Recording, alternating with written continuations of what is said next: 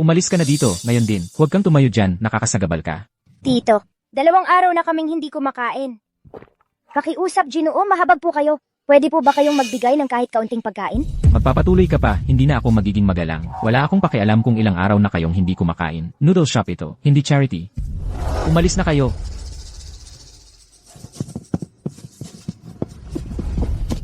Boss, bigyan mo nga sila ng 2 mangkok ng pansit. Ako ang magbabayad.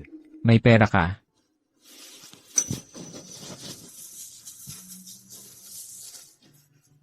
Heto na, boss. Dito po kayo. Tara na, mga bata. Sige, mga bossing, handa na ang pagkain. Kainin nyo habang mainit. Heto, mga bata. Kain na kayo. Ano, natatakot ba kayong nilason ko ito? Sige na, kain. Mabubuting bata. Dahan-dahan lang, baka kayo mabulunan.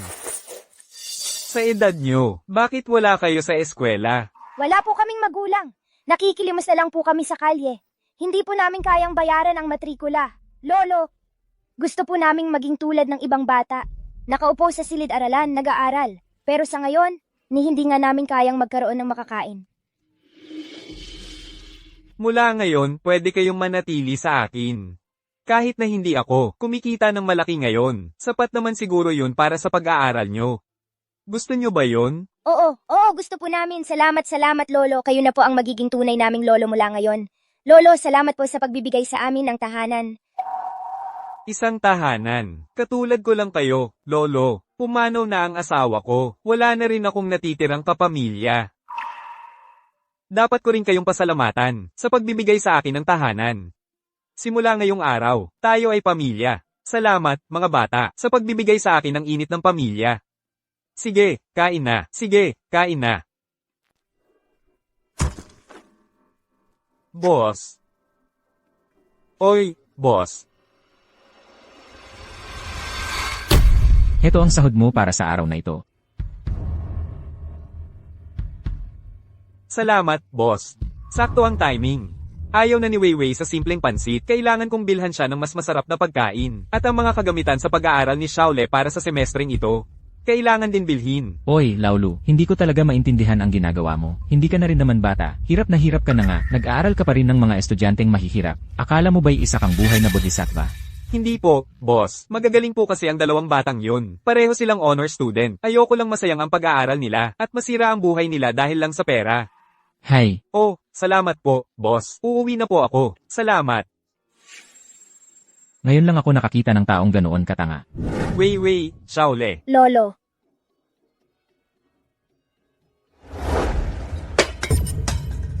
Pansit lang naman ulit? Hindi mo ba alam na ayaw ko sa simpleng pansit?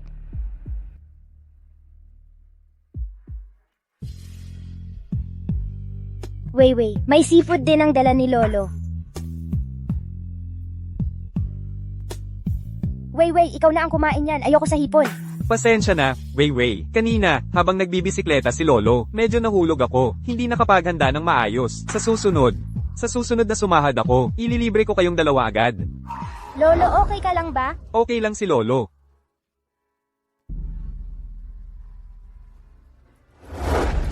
Hindi ako gutom. Hindi na ako kakain. Lolo, pwedeng bigyan mo ako ng pera? Kailangan ko para sa ensayo ng school gala. Lahat ng iba, may bagong damit na isusuot. Ako lang ang wala.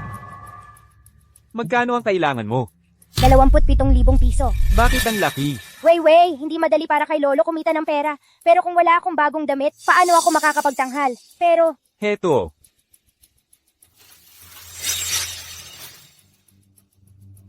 akin na lang lahat yan, hoy.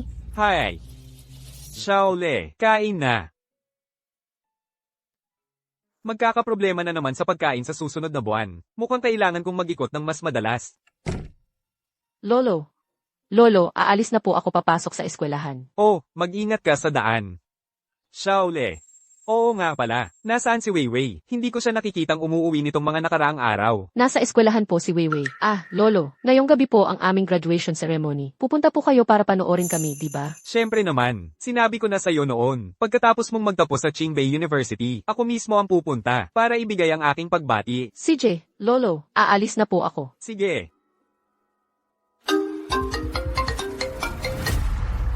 Chairman Lu, 10 taon na po. Pumunta po ako para sunduin kayo pa uwi.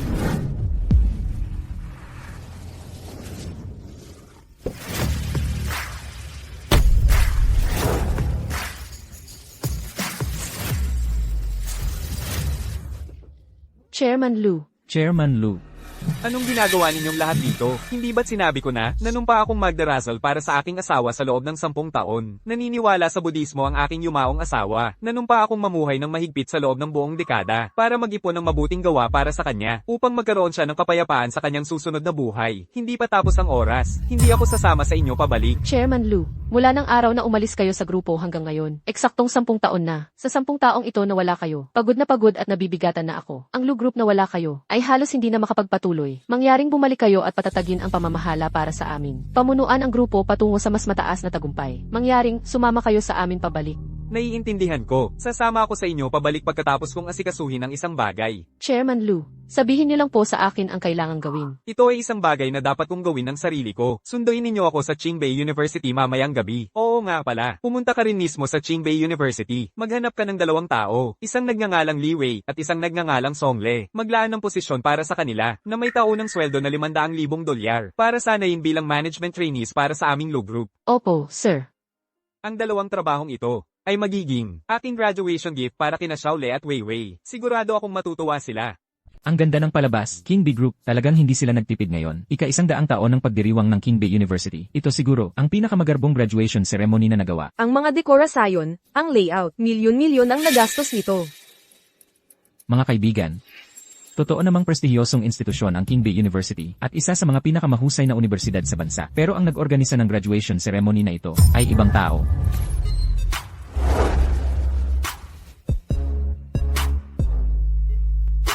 Young Master Sia, sa buong kabisera, sino pa ba ang may ganoong kapangyarihan sa pera, kundi ang Lu Group? Ang tinutukoy mo ba ay ang nangungunang financial conglomerate sa kabisera, ang Lu Group? May chismis na ang chairman ng Lu Group, si Old Master Lu, ay itinuturing na #1 investor. Bata pa lang ay sikat na siya at itinayo niya ang kanyang imperyo mula sa wala kasama ang kanyang asawa. Nakalikha ng yamang nagkakahalaga ng bilyon-bilyon. Sayang lang, nang pumanaw ang kanyang asawa 10 taon na ang nakalipas. Nawala siya ng walang bakas. Siyempre, ang nag-organisa ng graduation ceremony na ito ay ang Vice President ng Lu Group, si Wan Qian. Pupunta siya mismo rito upang pambihirang mag-recruit ng 2 management trainee sa kumpanya para sa focus development. Li Wei, Song Le, kung kayong dalawa ay gustong makapasok sa Lu Group, baka matulungan ko kayo.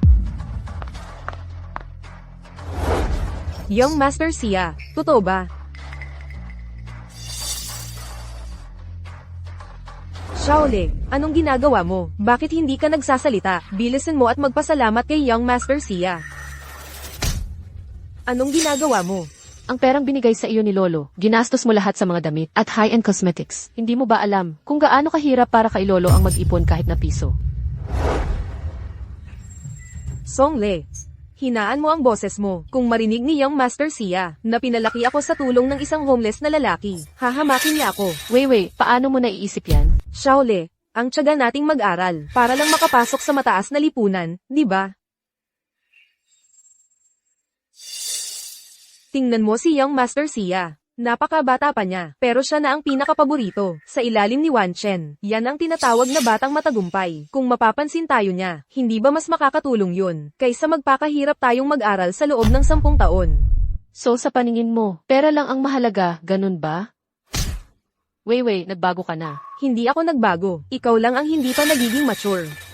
Tingnan mo tong pulang carpet na napakahaba. Hindi mo ba naiisip, paano kung tayo ang naglalakad dito? Ang sentro ng atensyon ng lahat, ang ganda siguro nun.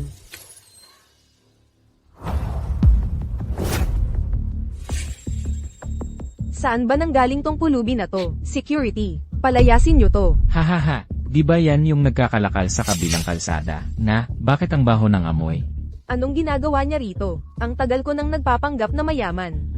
Hindi ko pwedeng maibunyag ang totoo kong pagkatao dahil sa kanya. Hoy, may imbitasyon ka ba? Ay naku, anong imbitasyon ang meron siya? Malamang nandito para magnakaw ng bote. Hindi ka welcome dito. Lumabas ka. Layas, Naririnig mo ba? Lumabas ka. Nandito ako para makipagkita. bawat isang tao dito ay top student mula sa Tsinghua o Peking University. Akala mo kilala mo sila? Walang imbitasyon. E di lumabas ka. Hindi ito lugar para sa'yo. Liz, lumabas ka. Lolo, nandito ako. May kakilala pala siya rito. Pasensya na, ito ang lolo ko. Nandito siya para makipagkita sa akin. Si Songle ba yun? Pero siya ay laging nangunguna sa aming paaralan. Paano yun? Ngayon ko lang nalaman na may lolo siya. Malamang, isang mahirap na kamag-anak o kung ano. Makinig kayong lahat sa akin. Mula noong bata pa ako, ang pagkain, damit at tirahan ko ay lahat inasikaso ng lolo ko.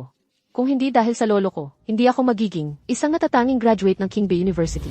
Kaya ang graduation ceremony ngayong araw ay inanyayahan ko siya para masaksihan ito. Sana naman, hindi ninyo paalisin ang lolo ko. Anak, dahil magaling ka naman talaga, anong ambag ko? Lolo, sumumpa ako noong bata pa ako. Napaglaki ko, gagantihan ko ang kabutihan mo. Basta't nandito ako ngayon, walang makakapagpaalis sa'yo. Gaya ng inaasahan ko, hindi nagkamali ang paghuhusga ko. Ang apo kong babae ay karapat-dapat sa lahat ng magagandang bagay sa mundo. Lumaki na ang aming muntingle. Mula ngayon, ikaw na ang magpapatuloy ng pamana ni Lolo. Nasaan si Weiwei? Nasaan na si Weiwei? Wiwi, hinahanap ka ng lolo mo. Kilala mo rin si Liwei. Ako ba ang tinatawag mo? Weiwei, anong nangyari sa'yo? Hindi ba't napagkasundoan natin na pagkatapos mong mag-graduate, magdiriwang tayo? Hindi ba't sabi ni Liwei, mayaman siya? Eksakto, ang mga damit, bag, at pampaganda niya ay laging pinakamahal at ang laki ng gumagastos. Paano niya makikilala ang isang besurero na tulad niya? Posible bang nagsisinungaling lang siya? Bakit mo ako tinatawag? Kilala ba kita? Mali ang napuntahan mo. Liwei, ano bang pinagsasasabi mo? Nababaliw ka ba? Lolo natin siya. Lolo, matagal nang patay ang lolo ko. Songle. Isa ka lang mahirap na kamag-anak na nagsusumiksik para makita kung paano mamuhay ang mayayaman. Maaari mo namang sabihin ng diretso. Maaari sana akong maging maawain at hayaan siyang manatili. Bakit ka nagpapanggap na magkakamag-anak tayo? Wiwi, mayaman kang babae. Ano nang ginagawa mo kasama ang pulubing ito? Binata siya. Tingnan mo ang suot ko. Kumpara sa kanila, parang magkaibang mundo kami. Mukha ba silang kabilang sa mundo ko? Hindi ka naniniwala sa akin. Naniniwala ako. Weiwei, sa lahat ng mga taong ito, ang pag-aalaga ko sa iyo, ang pagtulong sa pag-aaral mo. Nakalimutan mo na ba ang lahat? Lasing ka ba? Anong kalokohan ang pinagsasasabi mo? Tumingin ka sa sarili mo. Tingnan mo ang pulubi na naging katayuan mo. Paano ka makakatulong sa akin? Liwei, lampas ka na. Kung hindi dahil kay lolo, nasa ganyang kalagayan ka kaya ngayon? Ikaw. Huwag mo akong ikaw-ikaw. Sa nakalipas na 10 taon, bawat sentimo na kinita ni lolo ay ginastos sa ating dalawa. Ikaw, kinuha mo ang perang iyon at nangloko ng mga tao kung saan-saan. Dati, nagpapanggap kang mayamang babae at sapat na ang masama ng panloloko mo. Ngayon, inaapi mo pa si lolo. Nangangagat ng kamay na nagpakain sa iyo. Tao ka pa ba? Tumahimik ka, Songle. Sinisiraan mo ba ako? Ako. Nagsumikap ako ng walang tigil, araw at gabi. Lahat ay para lang, bigyan ka ng mas magandang buhay, at mas magandang kondisyon sa pag-aaral. Yan ba ang pagsira sa'yo? Manahimik ka. Akala mo makakausap mo ako ng ganyan. Tingnan mo ang sarili mo. Para kang isang kahabag-habag na nilalang na nakadikit sa putik. Anong karapatan mong ikumpara ang sarili mo sa akin? Kung magsasalita ka pa ng kung ano-ano, ipapabali ko ang mga binti mo kay Binibining Siya. Wiwi, hindi mo kailangang magalit sa ganyang klaseng tao. Kung talagang hindi mo siya matanggap, di baliin mo na lang ang binti niya. At itapon siya sa labas.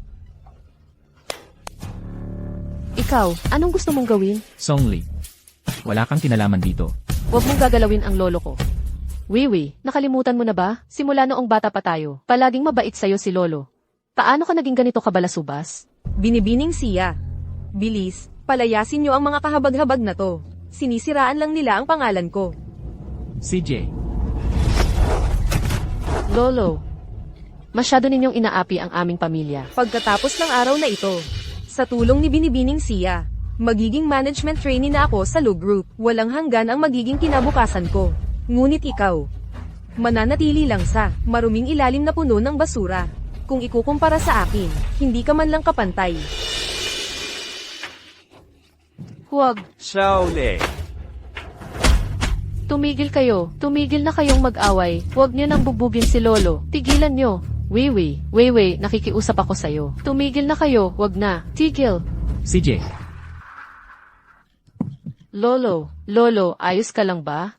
Lolo.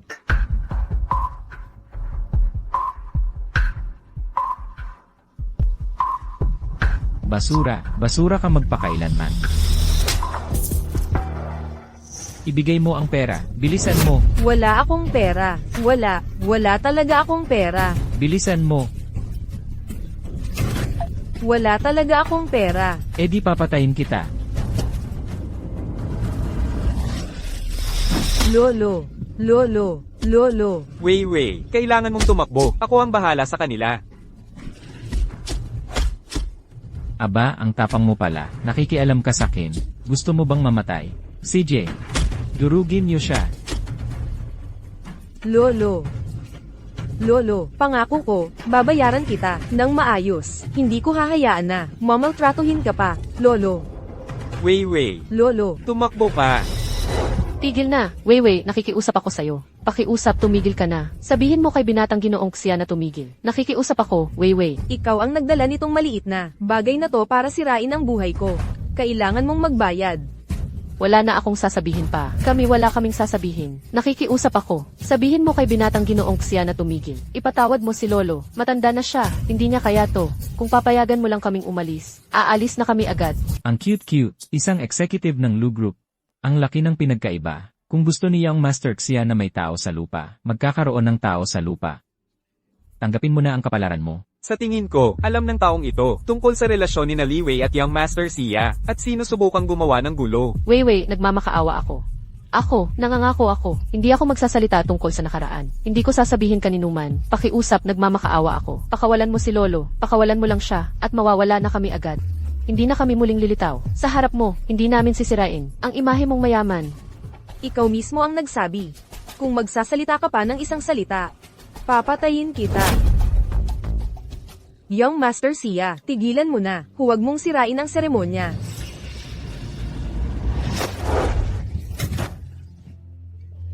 Lolo, ayos ka lang ba? Wei, hindi ko inakala. Nabababa ka ng ganito para lang sa isang management trainee spot sa Lu Group. Talagang nalugmok ka. Maaari kang magkaroon ng mas magandang kinabukasan. Sayang, isinuko mo ang lahat. Ang kinabukasan ni Weiwei ay higit pa dyan talaga. Pero sa aking suporta at gabay lamang. Tama. Sa tulong ni Young Master Xia, mas magiging maayos ang buhay ko.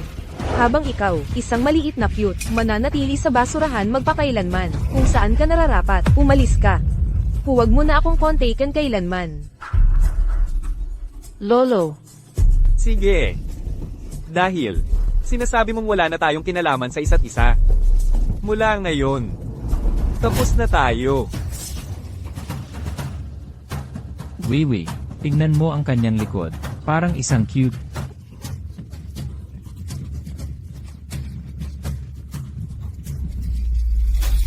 Chairman Lu. Tagapangulong Lu. Iyan si Wan Qian, Vice Presidente ng Lu Corporation. Ang Rolls-Royce sa labas ay personal na sasakyan ni MS-1. Para sa isang maliit na seremonya ng pagtatapos tulad nito, paano namin karapat dapat ang karangalan ng iyong pagdating? No one, labis kaming nagpapasalamat. Sa iyong pagdating, dapat sinabi mo sa akin na darating ka. Dadaan ako sa apoy at tubig para sa iyo. Gagawin ko ang kahit ano. Ikaw siguro ang sikat na MS-1. Isang karangalan ang makilala ka. Mamatay na akong masaya ngayon. Sabi nila, si MS-1 ang pinakamagandang babae sa kabisera. Ngayong nakita kita, totoo ang mga chismis. Sa panahon ngayon, isang babae tulad ni MS-1 na maganda at may kakayahan ay talagang bihira. Oo, sa malawak na lungsod na ito, may isa lamang MS-1. Shaole, anong nangyayari? Lolo, ito ay para sa iyo. Gusto kong magpasalamat sa iyo sa pagsuporta sa akin sa lahat ng mga taon. Lolo, nagtapos na ako ngayon. Ipinapangako ko na hindi na kita pahihirapan. Shaole, sinuportahan ka ng lolo. Hindi para sa anumang gantimpala, basta't maayos ang iyong kalagayan. Masaya ang lolo.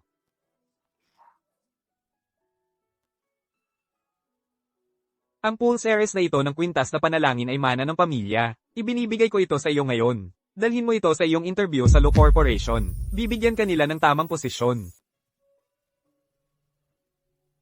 Lolo, sinusubukan mo lang akong pasayahin, di ba? Talagang pahahalagahan ko ang pagkakataong ito. Lolo, hindi kita bibigyan. Babawaran kita ng maayos. Ginoong Juan, hayaan niyong ipakilala ko sa inyo. Ito si Li Wei, siniyasat ko na siya. Napakagaling ng kanyang profesional na kakayahan. Kaya, bilang isang taong personal mong itinaas, upang sanayin bilang isang management trainee. Talagang maganda ang mata mo. Ginoong Juan, magsisikap ako ng husto. Kapag naghahambing ka ng mga tao, mas lalo ka lang nagiging malungkot. Itong si Li Wei, magkakaroon siya ng magandang kinabukasan. Oo, sa suporta ni Ginoong Juan. Pagkapasok sa Lu Group, tiyak na mabilis siyang on-gat. Talagang nakakainggit. Kumusta po, Chairman? Kailangan kong umalis ng maaga. Pero kayo, Huwag kang mag-alala. Nangako ako sa'yo na babalik ako sa kumpanya. Hindi ko babaliin ang aking salita. Ang kaso lang, sa seremonya, may ilang tao at bagay na hindi ko nagustuhan. Magkita na lang tayo bukas ng umaga sa kumpanya. opo, Chairman Lu. Ginoong Juan, isang malaking karangalan na po ang makilala kayo. Kung makatanggap man ako ng inyong pag-aaruga, talagang magiging tapat ako. Sundin ko ang bawat utos ninyo. Tumahimik ka, sabi ni Chairman Lu. May ilang tao at bagay dito na hindi niya nagustuhan. Kung hindi nasisiyahan si Chairman Lu, ang buong Lu Group ay hindi nasisiyahan. Sa pamamagitan nito, ipinahahayag ko, ang programa ng Lu Group sa pag-recruit ng management trainee ngayong araw ay kinansela. Kanselado. Kanselado na. Anong nangyayari? Pag-isipan ninyong mabuti kung ano ang inyong mga ginawa, kayo mismo, ang sumira sa inyong sariling magandang kinabukasan. Kaya mo to, kahit hindi ako matanggap bilang management trainee. Determinado akong makapasok sa Luz Group. Oh, siya nga pala. Hoy, sili pala to. Ang lakas ng loob mong pumunta rito. Tingnan mo ang napakagandang gusaling ito. Ito ang pribadong lupain ng Luz Group. Sila mismo ang may-ari ng lupa. May isip mo kung gaano sila kay Aman. Ang ganda-ganda ng suot mo. Ang lakas ng loob mong pumunta rito. Nandito ako para mag-interview. Hindi naman ito pageant. Bakit ko kailangang mag-ayos ng todo? Bukod pa riyan, ang Luz Group ay bukas ang aplikasyon. Bakit hindi ako kwalipikado? Le, ang inosente mo talaga. Bukas lang yan sa pangalan. Kung wala kang koneksyon, sino ang magpapahalaga sa'yo? Lahat ng nandito para mag-interview ay may kapit. Maging tapat na lang ako sa'yo. Halos sigurado na ang resulta ng interview na ito, kaya wag mo nang sayangin ang oras mo. Song Le, sa tulong ni Young Master Sia, ang pagpasok ko sa Luz Group ay sigurado na. Ikaw naman, pang-extra ka lang. Ikaw at ang lolo mong palaboy, magtapon-tapon na lang kayo ng basura. Nga pala, huwag kang mag-alala. Sa hinaharap, siguradong aalagaan namin ang junk shop business ninyo. Pagkakaibigan mo naman si Weiwei. Tara na.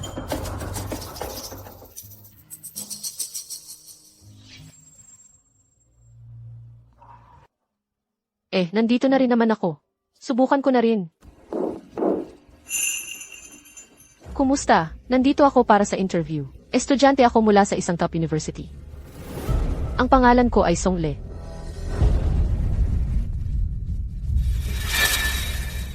Sir, Ano yung nagulat na ekspresyon mo? Sir, anong ginagawa mo rito? Sir, kailangan mong tumayo. Diyan nakaupo ang boss. Hindi ka pwedeng umupo dyan. Nako, dapat sa entrance na lang tayo maghintay. Kung may makakita sa atin, papatalsikin tayo. Okay lang. Sa totoo lang, sir, gusto ko sanang sabihin sa inyo. Lu Shenting. Lu Shenting, anong ginagawa mo rito? At ang pormado mo pa. Kung pwede kaming nandito, bakit ako hindi? Siyempre hindi. Lihayti mo kaming nandito. Ikaw ang nagkukubli-kubli. Itong malaking Lu Corporation. Paano ka nakapasok na isang tambay ka lang? Kahit na ganyan ang suot mo, amoy pobre ka pa rin. Boss 1. Wala pong mali si Chairman Lu. Wala pong mali ang sino man dito. Mga estudyante sila ng top university. Wala pong mali.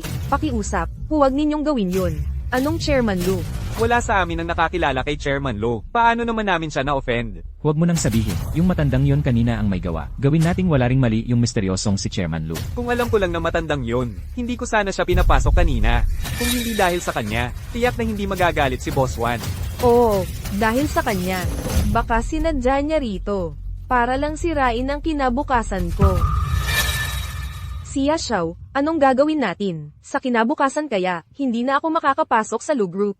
Sige na, siya, si Wan Qian, ay mataas na opisyal sa kumpanya. Hindi ba't mataas na opisyal din ako sa kumpanya? Bukod pa riyan, kahit wala yung management trainee program, may daan pa rin naman na inihanda ko para sa'yo, di ba?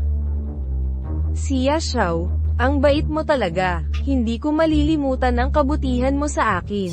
Pwede mo ba akong tulungan sa isa pang bagay? Huwag mo nang gawin yun. First time ko to, may tao palang talagang naglakas loob na pumasok ng palihim sa kumpanya namin.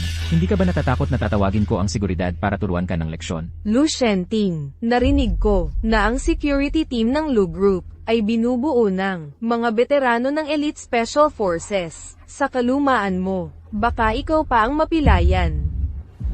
Sinong nagsabing pumasok ng palihim ang lolo ko? Siya. Nandito siya para samahan ako sa interview ko, okay? Para samahan ka sa interview mo, nagdala ka ng isang hampas lupa at may kapal ka pang magsalita tungkol sa interview. Kahit sino pa ang mag-interview sa'yo, kanselado na ang interview mo, ako ang nagsabi. Narinig mo yan, Songle, kahit anong pilit mo, hindi mo malalampasan ang hangganan ng klase. Sa isang salita lang ni Young Master Sia, wasak na ang kinabukasan mo. Tungkol naman sa hampas lupang to sa tabi mo, wala siyang magagawa kundi tumingin ng walang magawa, ganap na walang kapangyarihan. Sa pamamagitan nito, inaanunsyo ko na simula bukas, opisyal nang kinuha si Songle bilang sekretarya ng CEO. Ako ang nagsabi. Lu Shenting, umuugong na ba ang tenga mo? Nawawala na ba sa sarili? Matanda ka na. Akala mo dahil naka-Amerikana ka, may pinagmamalaki ka na. Chief of Staff, napakahalagang posisyon. Kahit ako, ay walang kapangyarihang magpasya. Kalahati ka na sa hukay, isang pulubi, at nangahas ka pang magsalita ng katarantaduhan dito. Lolo, tumigil na po kayo. Ayos lang.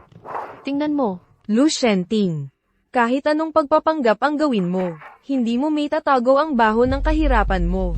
Kahit ganyan ang suot mo, walang gumagalang sa'yo, nakakatawa ka lang. Sa paningin nila, Eksakto, sino ka ba para magsalita ng kalokohan dito? At ikaw, ano ka? Sino ang may lakas ng loob na pagdudahan ako? Nelruan. Anong dahilan ng personal mong pagpunta rito? Mga baguhan lang silang lahat. Hindi sila karapat-dapat sa oras mo. Si Chairman Lu ang nag-utos sa akin na pumunta rito. Siyempre naman, talaga.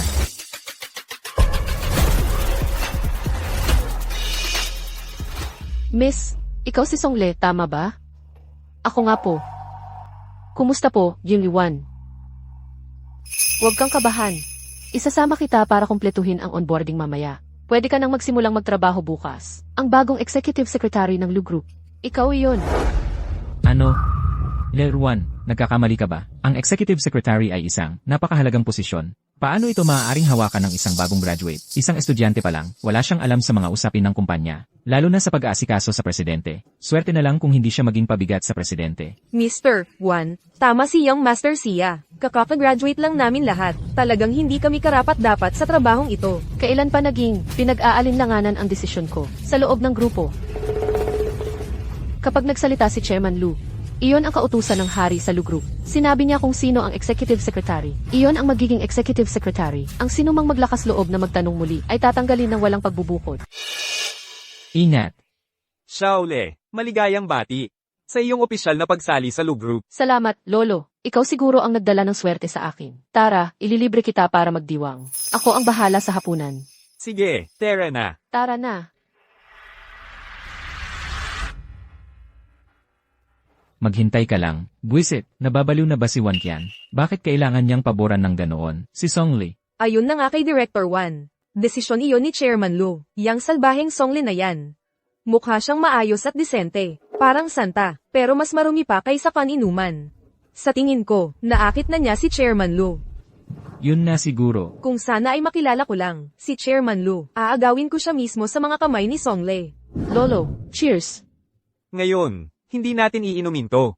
Lolo, konti lang po. Maging mabait ka. May trabaho ka bukas.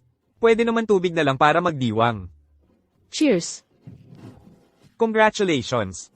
Ito, ang pinakamagandang seafood restaurant sa Kabisera. Nandito lang tayo dahil kay Young Master Sia. Kung hindi, hindi natin malalasahan to. Wei, tingnan mo. Ang kakatawa talaga ng ibang tao. Nag-aayos sila ng todo. Tapos sila rin ang naloloko. Akala nila kung sino sila.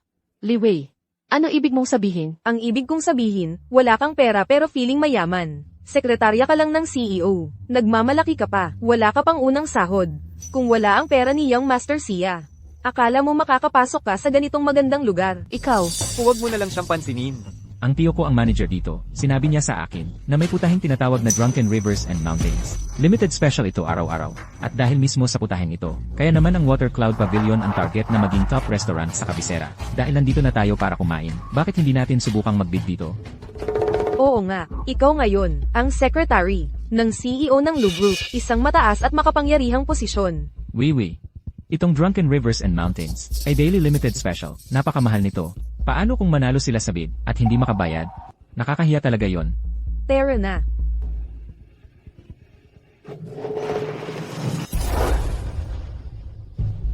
Hoy mga kasama, binubuksan na natin ngayon ang auction para sa putaheng Drunken Rivers and Mountains. Simula sa bid na 100,000, 100,000, 100,000. Nakikita mo, si Young Master Sia, ang tunay na dragon sa mga lalaki. Young Master Sia, ang galing mo talaga. Ang galing talaga. Wiwi, naayos ko na ang lahat. Walang makakatalo sa atin ngayon. 200,000. 200,000. Lu Zenting, nababaliw ka ba? Hindi ka ba natatakot matanggal dito? Lu Shenting, malakas ang koneksyon ng may-ari ng Shui Yunjian sa Kabisera. Nasagasaan mo siya, isang basurero na tulad mo, at itong maliit na kawani, magkakadurog kayong dalawa. Lolo, anong ginagawa mo? Hindi ba't sabi mo, hindi tayo dapat bumaba sa antas nila? 200,000 para sa isang ulam. Paano natin kayang bayaran yan? Ayos lang. Magtiwala ka sa akin. 210,000, 300,000. 310,000, 500,000. 500,000. 500,000. Lu Shenting, naiintindihan mo ba na ginagawa mo ang sarili mong katatawanan, parang isang payaso? 500,000. Kaya mo bang maglabas ng ganyang kalaking pera? Ano pa ang saysay ng pagpapanggap ngayon? Kapag hindi ka nakabayad mamaya, matatanggal ka pa rin. Sinusubukang gawing swan ang isang duckling, ha? CJ, ipagkakaloob ko na sa'yo. Aalis na ako sa pagbid. Tingnan natin kung paano ka matanggal sa isang saglit. Sir, kailangang bayaran muna dito. Paumanhin. Talagang humihingi kami ng paumanhin. Nagbibiro lang po kami kanina. Wala po talaga kaming pera. Aalis na po kami kaagad. Talagang wala akong dalang pera. Pero, ang card na ito ay sapat na.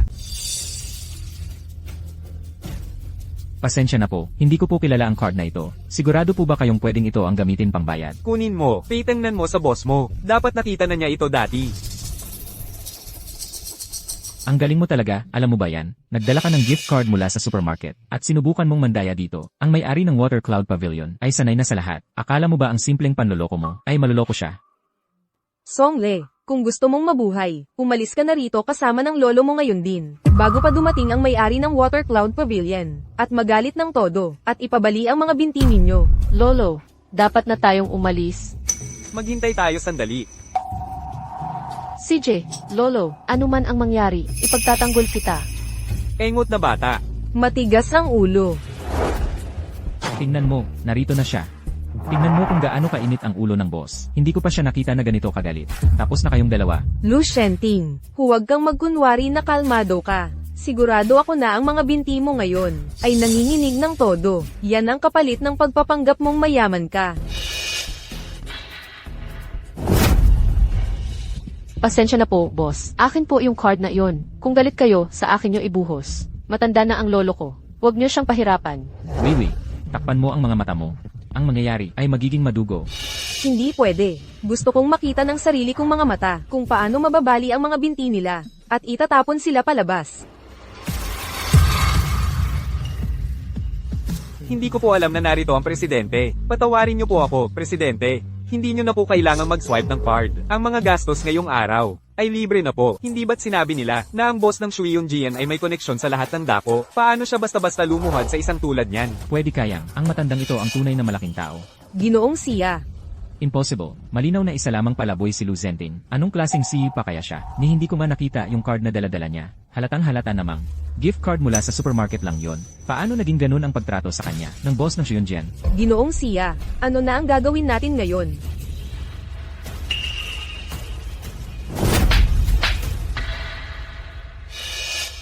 Palagi kitang pinapalampas, kaya ka naging ganyan.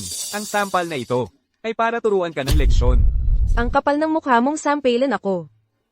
At ikaw, paulit-ulit mong sinasabi na ako'y itatapon sa kalsada. Kaya ngayon, itatanong ko sa'yo, sino ngayon ang itinatapon? Hayaan mong sabihin ko sa'yo, ang tiyo ko ang manager ng Shuyunjian.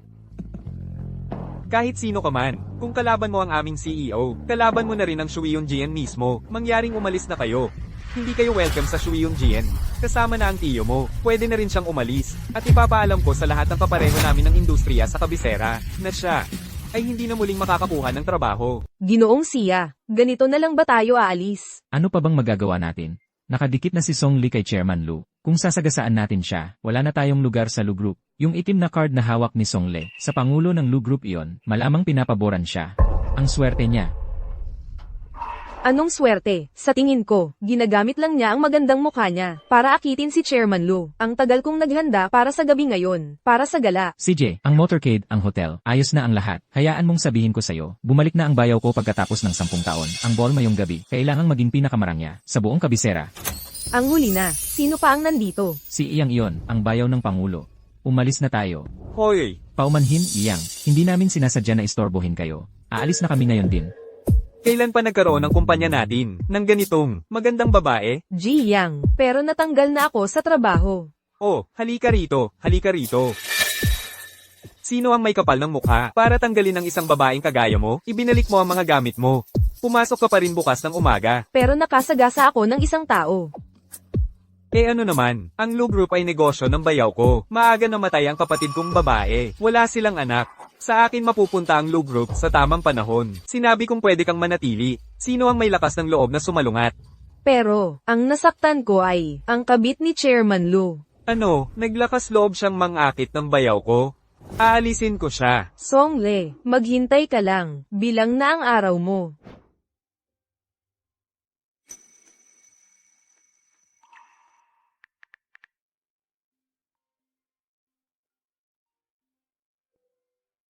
Hello, Chairman Lu. Shaole, sa ngalan ng kumpanya, iniimbitahan kita sa ball mamayang gabi. Salamat, Chairman Lu. Tungkol doon. Pwede ba akong magsama ng kapamilya sa huling graduation party? Naipit ang lolo ko, hindi siya nakakain. Ngayong pagkakataon, gusto kong isama siya. Siyempre naman, kahit anong gusto mo. Shaole, mamayang gabi, may pinakamalaking sorpresa ako para sa'yo. Ginoong Yang. Magsisimula na ang gala. Magandang impresyon ang dapat mong iwan. Ginoong Yang. Isinilang sa mababang uri, pero laging nangangarap na baguhin ang kapalaran mo. Tingnan mo ang sarili mo, ganyan ang suot, pampaganya. Sino ang sinusubukan mong akitin? Liwei, ano bang pinagsasasabi mo? Akala mo kapareho kitang basura? Ako, Song Le, hindi ako katulad mo. Ang ginoong ito ay bayaw ng Lu Group. Sariling nakababatang kapatid ni Mrs. Lu. Tunay na mataas na uri. Bata pa't matagumpay na. Pakiusap, huwag nang magpuri.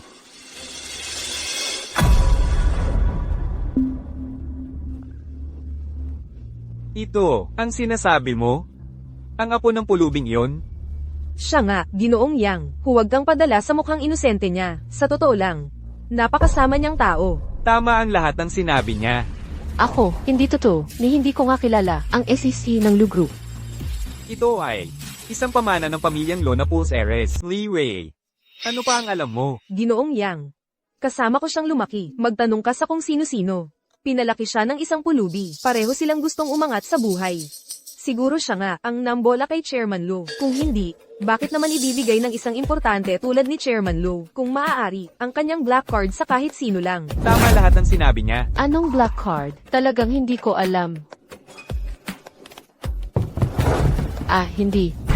Anong ginagawa mo? Bitawan mo ako. Ano bang ibig mong sabihin? Nagpapanggap lang si Songle na dalisay at inosente, pero puro peke lang iyon. Paano magkakagusto ang presidente ng prestihiyosong Lu Group sa isang babaeng katulad niya? Syempre naman, ang isang pulubi mula sa Tambakan, hindi talaga magtuturo sa kanya ng kabutihan. Mukha man siyang dalisay at inosente. Pero sa totoo lang, bulok na bulok siya sa loob. Kung pananatilihin natin siya sa Lu Group, hindi ba iyon magdudulot ng kahihiyan sa buong kumpanya? Paano magtatatag ang Lu Group sa kabisera? Huwag mong patulan ang lolo ko. Nakikita mo. Nag-aalma na siya. Iyon na nga ang patunay. Lahat ng sinabi ko ay totoo. Songle, dinungisan mo ang pangalan ng mga pamilyang Lo at Yang, at pinahiya mo sila. Ang kapal ng mukha mo, makinig ka. Sisiguraduhin kong, ikaw at ang maruming pulubing lolo mo, ay magdusa ng walang hanggan. Lolo Lu, isipin mo, naloko siya ng ganoong klaseng tao. Ang pamilya Lo ang naging katatawanan ng buong lungsod. Hindi papayag siyang Hautian na ganoon na lang. Alam na ng lahat sa lungsod, mapaghiganti siyang Hautian, at laging nagbabayad ng utang. Tapos na ang biyahe ni Songle. Na-offend niya ang Lu Group kahit sino pa siya, basta't mananatili siya sa lungsod. Hindi siya magtatagal. Songle, kahit bumaba pa ang langit ngayong araw, hindi ka nila maliligtas. Na-offend mo si Jiyang ng Lu Group, ikaw at ang lolo mong walang tirahan. Hindi rin makakapag-stay sa lungsod. Liwei, magkasama tayong lumaki. Bakit ba ang tindi ng paghihigpit mo sa akin? Wala kang itinirang daan para sa amin. Dahil swerte ka sa buhay, dapat nakaluhod ka sa harap ko. Lahat ng meron ka ngayon, dapat ay akin. Gusto kong makita ng sarili kong mga mata. Ikaw at si Lu Shenting, mamuhay sa kahihiyan. Gusto ko lang makita sa aking sariling mga mata kung paano kayong dalawa ni Lu Shenting mamuhay ng may kahihiyan. Baka ma-disappoint ka ngayon.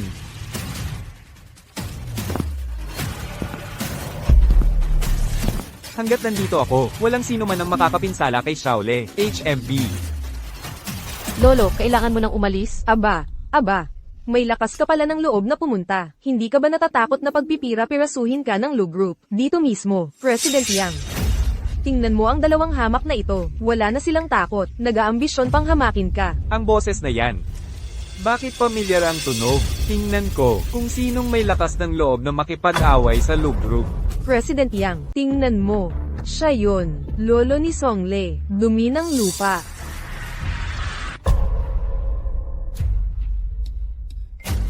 Lolo, umalis ka na dyan. Nandito na ako. Hindi ko hahayaang may makagalaw sa'yo. Jiyang, tingnan mo. Ang mga hamak na to, halos wala ng lakas. Nagpapapansin pa rin. Kasuklam-suklam, kitang-kita namang walang respeto sa'yo. Sa CEO, o sa buong Lu Corporation. Sayang naman, ang ganda-ganda mo pa naman. Pero, sa buhay ko, pinakaayaw ko kapag may nangaagaw ng akin.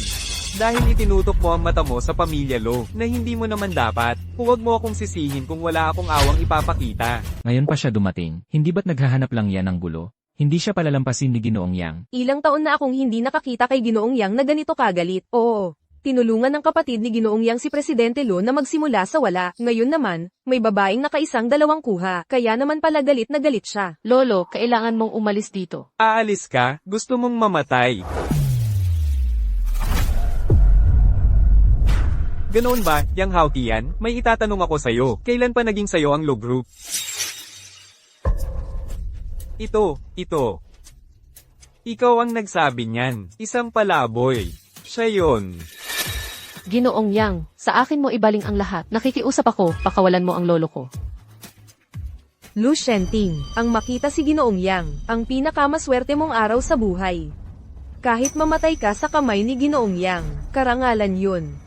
Dahil naglakas loob kang pumunta dito, dapat handa kang mamatay. Ginoong Yang, durog siya. Yang Hautian. Ginoong Yang.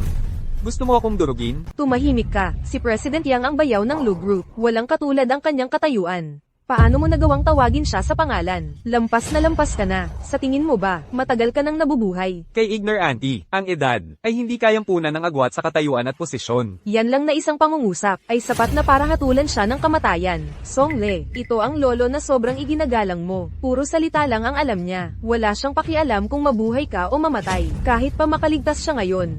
Ang buhay niya ay tapos na. Lolo, pakiusap tumigil ka na sa pagsasalita. Si President Yang ay talagang makapangyarihang tao. Hindi natin kayang saktan ang loob niya. Kanina pa ang tapang mo, hindi ba? Bakit ngayon hindi ka na nagmamataas? Tingnan mo ang lalaking nakatayo sa tabi ko. Napakagaling niya. Naitatag ko na ang sarili ko sa mataas na lipunan ngayon. Matatag na ako. Samantalang kayong mga ito, magwawakas lang kayo sa mga bali-belang binti at itatapon. Jiyang, ikaw. Tama na, tumahimik ka. Lolo, hindi na kailangan ng harapang banggaan. Lunukin na lang natin ang ating orgulyo at humingi ng tawad. Hindi ito nakakahiya. Yang, lahat ng nangyari ngayon ay dahil sa akin. Kung may galit ka man sa kahit ano, ilabas mo sa akin. Nakikiusap ako, hayaan mo ang lolo ko. Hayaan mo siyang umalis. Hanggat nandito ako, hindi mo kailangang magpakumbaba pa ang inuman. Lu Shenting, tapos ka na ba? Hindi mo ba nakikita ang agwat ng kapangyarihan sa pagitan mo at ni Jiyang? Kung gusto kanyang patayin, isang salita lang ang kailangan. Ano man ang subukan mo, walang saysay. Jiyang, magpahanap ka ng magtuturo sa hambog na gago na ito ng leksyon. Kung makakaalis siya rito ngayon nang walang pinsala, ano ang mangyayari sa reputasyon ng Lu Corporation? Sinabi ko nang tumahimik ka, hindi ka ba nakakaintindi ng pagsasalita ng tao? Anong nangyayari? Bakit si Li Wei ang napalo? Malamang galit na si Jiyang. Bakit kayo kumakampi sa mga dayuhan? Kahit si Li Wei napalo, kung gayon si Songle, ay mas lalo pang masahol ang kahihinatnan. Jiyang, lagi naman akong nasa panig ninyo, bakit ako ang sinuntok ninyo? Shaole. Yan ang tinatawag na karma. Lu Shenting, ano ang karapatan mong pagtawanan ako? Kahit na ako ang napalo. Sa tingin mo ba'y mas mabuti ang kapalaran mo, kaysa sa akin? Ang kumpiyansa niya ay galing sa'yo. Hindi ako. Ang mukha ng loose group ay lubusan ng napahiya dahil sa'yo. Ang mga patakaran ng grupo ay lubusan mo na bang nakalimutan? Lu Shenting, ang galing mo talaga. Ang disiplina ng loose group ay kontrolado mo ba yan? Hindi mo ba nakikita ang galit sa mga mata ni Jiyang? Kailangan bang magkaroon muna ng pagpupugot ng ulo bago ka tumahimik? Yang Hauti yan. Sinabi ko, lumuhad ka. Lu Shenting, balak mo bang magpakasawi na lang, ganun ba? Alam mo ba kung ano ang kahihinatnan ng pagsasabi niyan? Bawat isa sa atin dito ay madadami sa'yo. Ano ba ang gusto mong gawin? Sinasadya mo ito. Kung gusto mong mamatay, huwag mo kaming idamay. Nababaliw na itong lalaki. Dapat natin itong inasahan. Ang katotohanang naglakas loob siyang pumunta dito, ay patunay na siraulo siya. Lolo, pakiusap, tumigil ka na sa pagsasalita. Sinabi ko, lumuhad ka. Ano, ni hindi mo na ako pinakikinggan ngayon? Lu Shenting, sa kaibuturan, mas hamak ka kaysa kaninuman. Alam mo na wala namang magandang idudulot ito. Pero sinasadya mo ito. Gusto mong isama kaming lahat sa pagbagsak mo. Hindi ko hahayaang magtagumpay ka.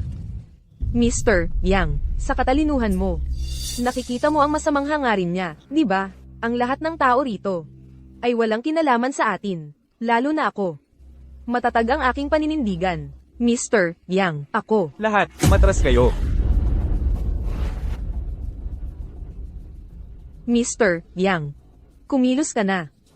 Hindi lamang para sa reputasyon ng Yang Group, kundi para rin sa ating lahat na makabawi.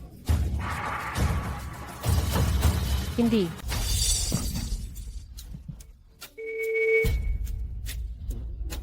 Ginoong Yang, ikaw, anong ginagawa mo? Magdudulot ito ng malas sa atin. Ginoong Yang. Ay, hindi. Lolo, magsalita ka. Hindi natin pwedeng hayaan na lumuhod si Ginoong Yang.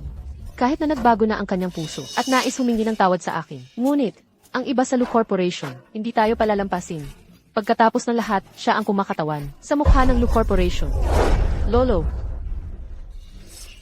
Songle, malinaw ang iyong pagtingin. Gayunpaman, kahit na gusto mo nang magbayad pinsala ngayon, huli na ang lahat. Ikaw ay itinakdang maging itinimbre ng Lu Corporation. Ang paglabag sa Lu Corporation ay nangangahulugang hindi ka mabubuhay sa lungsod ng Kabisera. Biglang nagbago ang tono ni Ginoong Yang?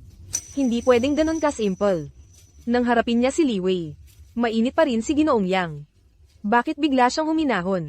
May magaganap na pagbabago. Li Wei, marahil ako ay nagkamali. Noong nakaraan, ako ay nagmalasakit lamang sa iyong pagganap sa akademya. Ngunit aking kinutya ang pinakapayak na pasasalamat sa buhay. Kaya nga ikaw ay ginawa ko na maging isang taong sikim sa pera. Tanungin mo si Ginoong Yang na palagi mong binabanggit. Sino ako? Yang Hauti yan. Sabihin mo sa kanya kung sino ako talaga. Ikaw ang aking bayaw. Ang chairman ng Lu Corporation. Ang pinuno ng nangungunang pangkat pananalapi sa Kabisera. Ano? Sir, totoo ang lahat ng sinabi niya. Jiyang, nababaliw ka ba? Nagsasalita ka ng kalokohan. Mula nang makilala ko si Lu Shenting, laging walang bahay ang lalaking yun. Paano siya naging ulo ng pamilya Lu? Kung presidente siya ng Lu Group, bakit siya namumulot ng basura? Bayaw ko siya. Paano ko siya mapagkakamalang ibang tao? Kaya pala ang lakas ng loob niya. Laging ganoon siya kapanatag. Mas mataas ang estado niya kaysa kay Jiang. Ang dahilan kung bakit ganoon kataas ang posisyon ni Jiang ay dahil sa impluensya ng presidenteng ito. Sa loob ng Lu Group, ang presidente ang pinakamataas na autoridad. Kahit gaano kaimpresibo si Jiang, hindi siya makakapantay sa presidente. Ang Lu Group ay laging magiging pag-aari ng pamilya Lu. Imposible. Dapat ay mamuhay ng marangya siya. Dapat ay nakatayo siya. Sa pinakamataas na lugar ng kabisera, siya ang may hawak ng kapangyarihan. Bakit laging marumi ang itsura niya? Nagdadamit na parang taong mababa sa lipunan. Gusto ba niyang maranasan kung paano mabuhay ang mga mahihirap? Mula nang pumanaw ang kapatid kong babae, napagpasyahan ng bayaw ko na maging isang ermitanyo sa loob ng 10 taon para ipagdasal ang kanyang susunod na buhay. Kahit na nawala siya sa loob ng maraming taon. Ang pundasyon ng Lu Group ay itinayo pa rin ang kanyang sariling mga kamay. Kahit kailan siya bumalik, walang sino man sa loob ng grupo ang makakapagpabago sa kanyang lubos na autoridad. Kaya't simulat sa pool. Hinahanap ko ang isang taong magbibigay sa akin ng tulak para makapasok sa mataas na lipunan. Pero hindi ko inakala na ang taong nakatayo sa tuktok ng piramide ay nasa tabi ko lang pala simulat sa pool. Kasalanan ko na hindi ko pinahalagahan. Si Li Wei. Ngayon, tanungin kita muli. Sino ba ang tunay na payaso? Sino ba talaga ang katatawanan dito? Ako. Noon, ibinigay ko sa iyo ang lahat ng meron ako. Ginawa kitang isang elite. Mula sa isang mahirap na estudyante. Ngayon, kayang-kaya kong bawiin ang lahat na ibinigay ko sa iyo. Lolo. Alam kong nagkamali ako, Lolo. Akala mo, ang pagsali sa Lu Group ay nangangahulugang umangat ka na sa lipunan. Hayaan mong sabihin ko sa'yo, simula ngayon, ang Lu Group ay wala nang kinalaman sa'yo. At tiyak na hindi na ito magiging tagapagtaguyod mo. Hanggat nandito ako, ikaw na walang utang na loob, kalimutan mo nang tumapak muli sa Lu Group. Ginoong Yang. Pakiusap, magsalita ka ng mabuti para sa akin. Talagang alam kong nagkamali ako. Dinungisan mo ang aking bayaw. Ibig sabihin, kalaban mo ang magkabilang pamilyang Lo at Yang. At sa aking mga kaaway, hindi ako magpapakita ng awa. Kung gusto ng aking bayaw na matanggal ka, kahit na ang Diyos mismo ang dumating, hindi kanya mailigtas. Siya ang chairman ng Lu Group. Isang personalidad na iginagalang ng buong kabisera. Mukhang ito ang unang pagpapakita niya sa publiko. Mula nang bumalik bilang chairman, itong si Li Wei. Napakagandang oportunidad, ay pinalampas lang niya. Karapat-dapat sa kanya. Naganap ang hustisya. Li Wei, ang dami mong kasamaan. Sa wakas, nararanasan mo ang kabayaran. Noong ikaw ay nangungutya at nananakit sa ating benefactor. Naisip mo ba na magwawakas ka ng ganito? Lolo, talagang alam kong nagkamali ako. Nakikiusap ako, patawarin mo ako. Talagang, hindi ko kayang mawala ang trabahong ito. Lolo, talagang alam kong nagkamali ako. Sa pamamagitan nito, ipinahahayag ko na formal na tinatanggal ng Lu Group si Li Wei. At ipinapaalam namin sa lahat ng kasamahan sa Capitolio Chamber of Commerce na sino mang maglakas loob na umupa kay Li Wei ay ituturing na kaaway ng Lu Group. Sa utos ng CEO, ang babaeng si Li Wei ay talagang wala ng kinabukasan dito sa kabisera. Ang Lu Group, ang tunay na hari sa mundo ng negosyo. Anong kumpanya ang maglalakas loob na sumalungat sa kanila? Pinagbigyan siya ng CEO, pero ginantihan niya ng masama ang kabutihan. Karapat-dapat siya rito. Mga gwardya, ilabas siya. Hindi, sir. Talagang alam kong nagkamali ako. Yang Hautian, aaminin mo ba ang iyong pagkakamali? Manong, nagkamali ako. Nabulag ako sa kasakiman. Mali ako, Manong. Pakiusap, huwag kang magalit. Kahit na hindi ako madalas sa kumpanya. Alam ko ang lahat ng iyong mga ginagawa. Gabi-gabi kang nasa gimikan. At ang iyong kontribusyon sa kumpanya ay wala. Kung hindi ako ang CEO ngayon, nabiuli na ako hanggang sa mamatay. Manong, hindi ko na uulitin. Ang ate ay parang nanay din. Wala na si Fei Hong. Bilang biyenan mo, tungkulin kong disiplinahin ka. Simula ngayon, tinatanggal ka sa lahat ng posisyon mo sa Lu Group. Kinukumpisa ang lahat ng ari-arian mo. Ililipat ka sa isang branch office. Magsisimula ka mula sa pinakamababa. Naiintindihan ko. Shaole. Matanda na si Lolo. Ang malawak na Lu Group na ito. Ipagkakatiwala ko ito sa iyo. Ano? Hindi. Lolo, paano nangyari ito? Ang Lu Group ay buhay mo. Ako, Wala akong anak. At ngayon, tumatanda na ako. Alam ni Lolo, na ikaw ay mabuti at mapagmahal na apo. Tatanggapin mo ba ang Reg Along ito? At tunay na magiging apo ni Lolo? Lolo, gagawin ko. Sa puso ko. Matagal na kitang itinuring na pamilya. Mabuti. Napakaganda naman. Binabati kita, Chairman Lu, sa pagkakaroon ng isang apo.